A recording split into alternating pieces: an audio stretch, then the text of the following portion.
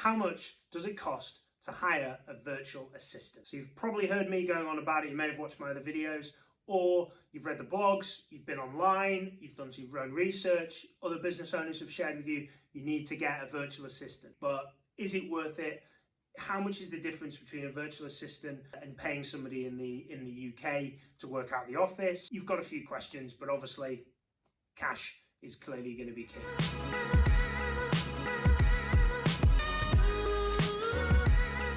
So what I'd say to you is the first thing that I'd be thinking about is if you're going to reduce the cost, hiring a virtual assistant, you can have an employed contractor based in the UK working with you as a virtual assistant. No issues with that. Recommend it if you're more comfortable with that.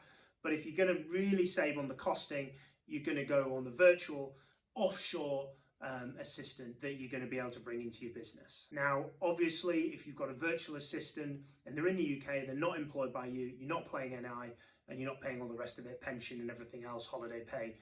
So you are going to save a little bit against having somebody employed in the business, but obviously making sure there is something called IR35 and make sure you're within the regulations on that. If you hire somebody offshore, obviously they're therefore not going to be employed because they're not in the UK. You are obviously not going to have to pay pension, NI and all the rest of it, but also the salaries, providing that you choose a relative country that it has a lower cost of living, then you are going to win because the standards of pay are going to be lower. So if you look at it in comparison with the UK full-time administrator, obviously I'm not going to go into consideration of holidays, pensions, everything else that you have to pay on top of that.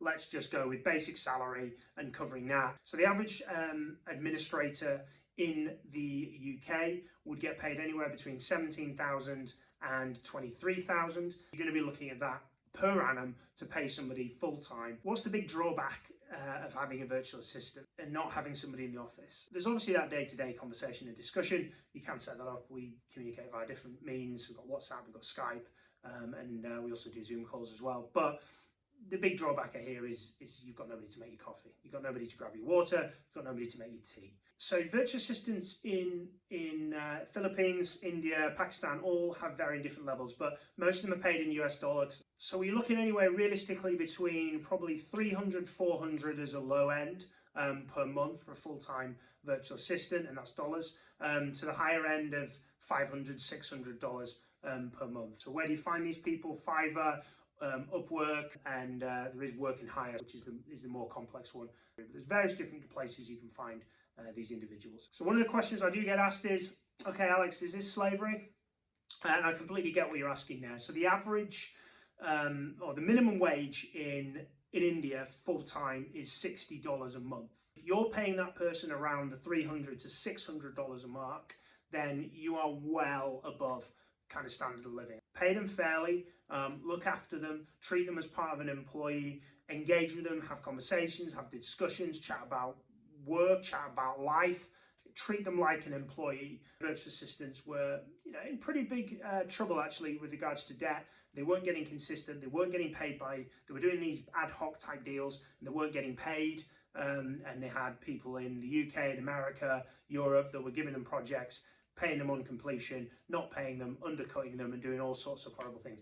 I do not advocate that, and I hate stuff like that. If you bring a virtual assistant on, you pay them and you pay them properly. And that's where you're bringing the value, and that's where you're doing these guys a very good service by bringing them into your business, giving them a stable and sufficient life, and keeping them with a consistent income, and obviously give them pay rises and increases as you go through, which is absolutely what I have done. So VAs save you a huge amount of time, guys, and it's massive, massive work. There is another video that I've done, which is why to hire a virtual assistant. It gives examples of some of the projects. I've done a ton of work with my projects, social media, all my CRMs managed by them, all my data entry managed by them. I run an executive search firm and all of our research is done for them. So we're looking for candidate shortlists and also all of our client prospects lists. They all derive through them. They find email addresses, they find numbers when they can. I've trained them up on how to do that, and I'll release a video. It's not out yet, but I will release a video on how to actually train these people and get them operating in the right way. So you're probably thinking, okay, Alex, this is great, cost savings, fantastic. Where do I start? Watch my other videos, look into some of the stuff on the how-tos, and feel free to reach out to me if you've got any questions. I do run, obviously through Raw Blueprint, a coaching consulting business. So please reach out to me if you want to ask any questions, go through this, or you want to work with me as your coach and your consultant. I'd absolutely love to. It's alex.rawlings@rawblueprint.com. Thank you very much for your time, and please do look after your virtual assistants.